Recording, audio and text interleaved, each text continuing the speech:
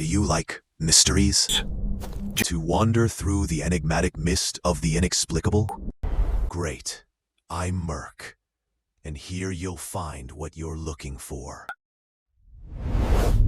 Welcome to my domains. The truth dissolves into the mist.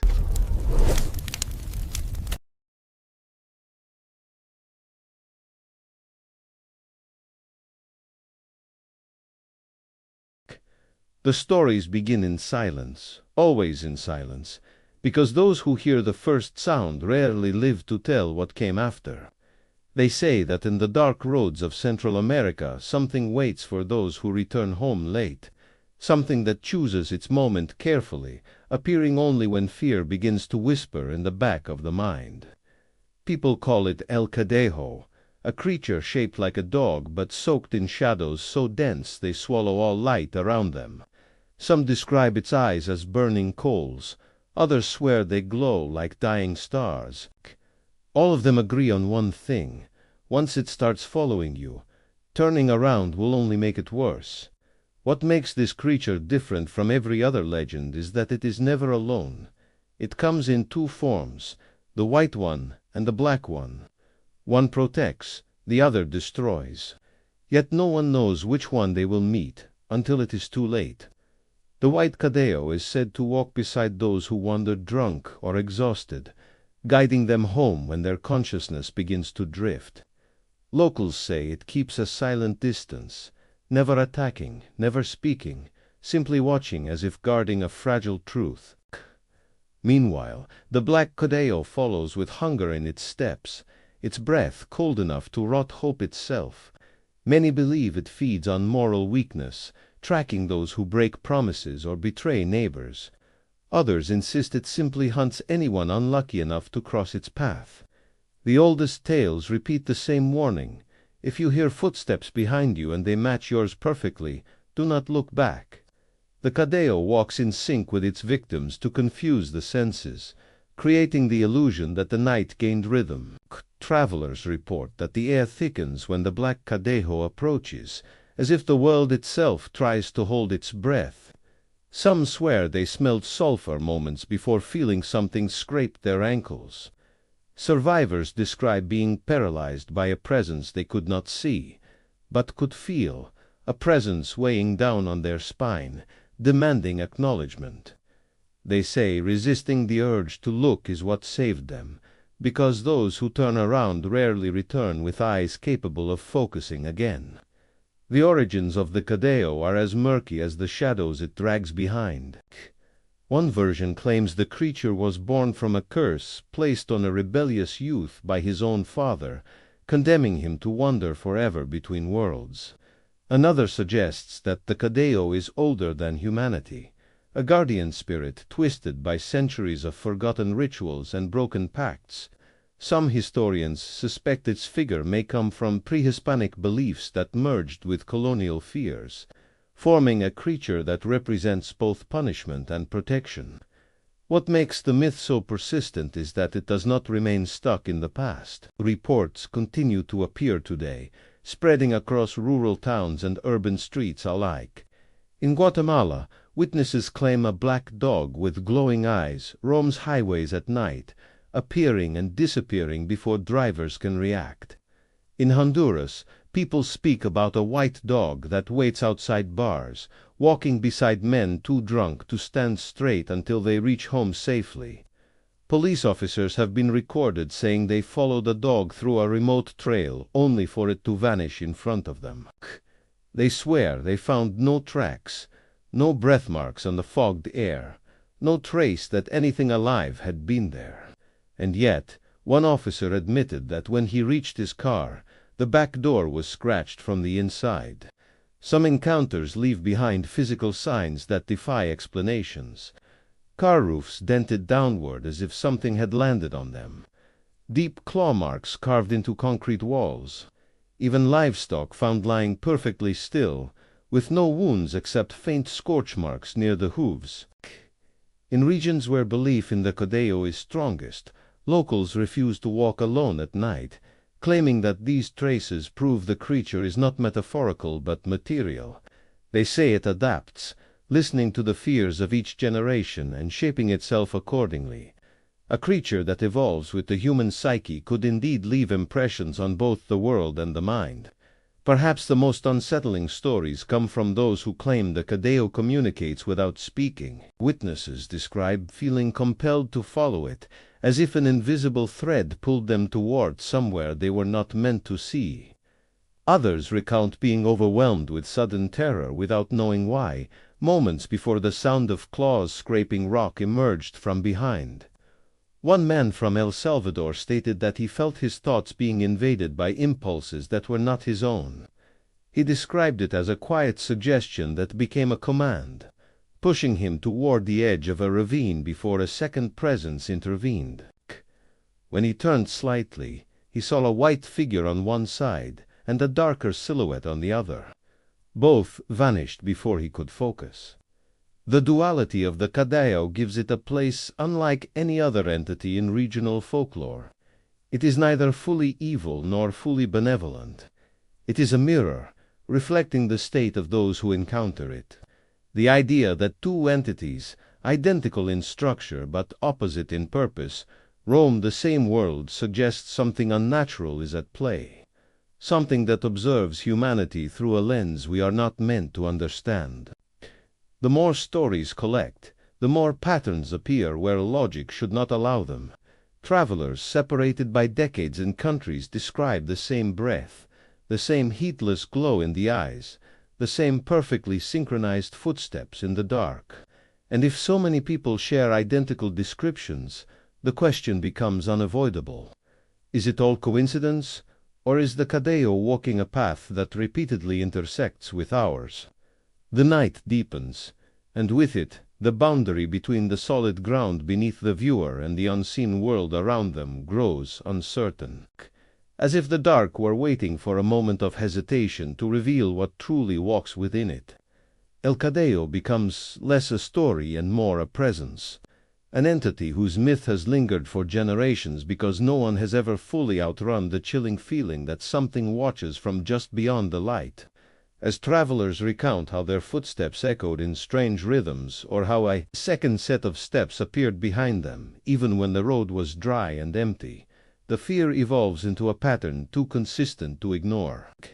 The gaze of twin gleaming eyes, the soft scrape of claws on stone, and the sudden cold in the air are described by people who never met from villages separated by mountains and rivers, suggesting a creature capable of crossing distances with unnerving ease, or worse, appearing wherever fear is ripe enough to sustain it.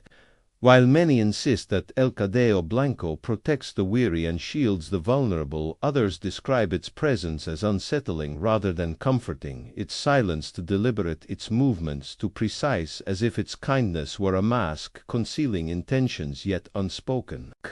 Some claim that those rescued by the white hound are forever changed, moving through life with a shadow that is not quite their own and waking at night to the faint sound of breathing beside their bed.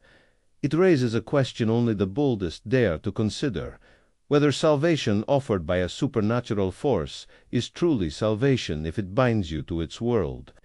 And for those who speak of the dark Cadejo, its cruelty seems less an act of aggression and more a ritual, a methodical breaking of the human spirit. Victims describe hallucinations that bleed into reality, a whispering voice that resembles their own thoughts, and a creeping sense that the beast is not hunting them, but hollowing them out, preparing to step into the empty space. The folklore grows more unnerving as reports surface from rural communities where cattle were found in perfect circles, untouched yet terrified, their eyes wide as if they had stared at something their minds could not comprehend. Some locals swear they saw two dogs, one white and one black, circling each other near the tree line, their forms flickering like smoke, while the air trembled with an energy that pushed people back as if repelled by an invisible force. These confrontations are said to be cosmic battles between fate and destruction, moments when the balance between guidance and perdition hangs by a thread. Elders insist that when such events occur, the safest place is indoors with every opening barred. for humans who witness the clash risk becoming part of it, absorbed by forces that do not recognize human fragility.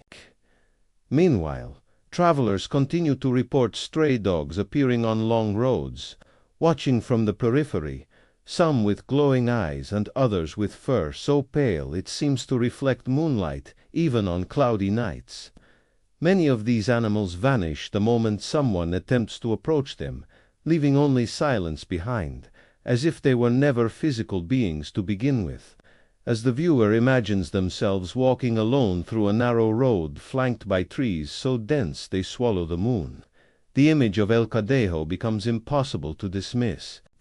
The creature thrives in liminal spaces, crossroads, bridges, ravines, places where the human mind is already vulnerable to uncertainty. Witnesses claim that the black Cadejo feeds on fear, growing stronger the moment someone doubts their own safety, while the white Cadejo appears only when a person's resolve hardens just enough to resist despair. These claims transform the myth into a psychological duel, a silent battle between two forces that may not be animals at all, but reflections of the human condition. The legend expands into the idea that every person walks with two shadows, one that protects and one that consumes, and that El Cadejo merely gives form to what already exists within.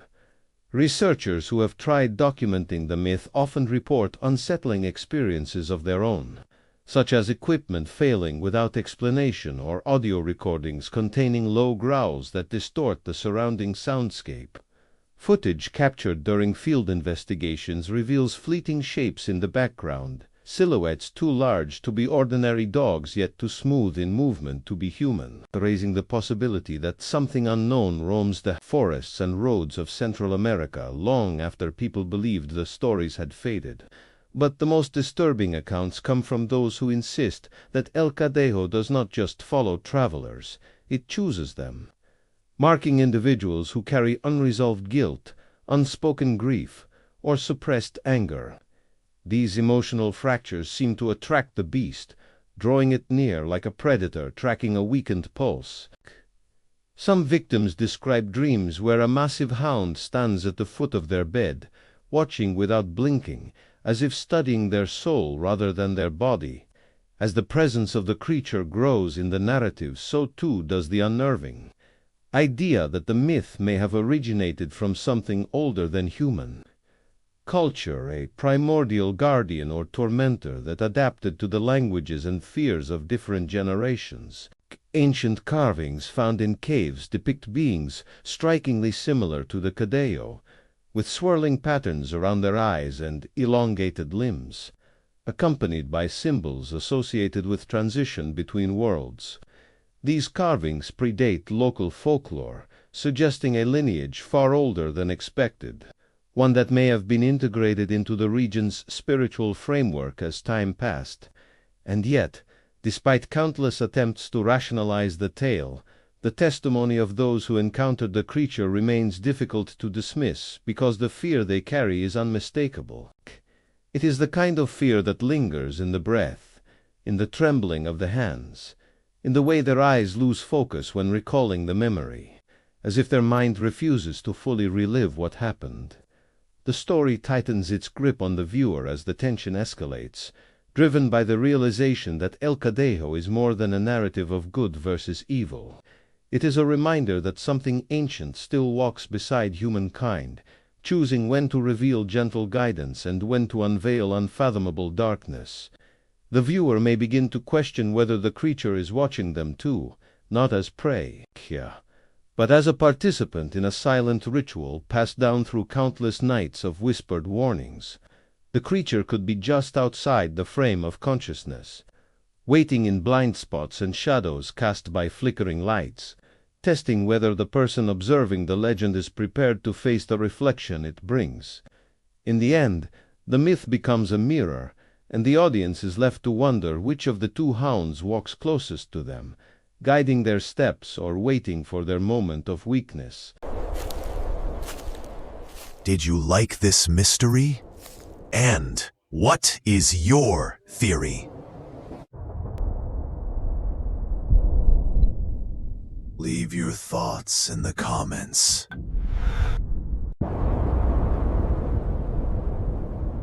And if you enjoyed it, then like and share. I'm Merc, and I'll be waiting for you in the next mystery.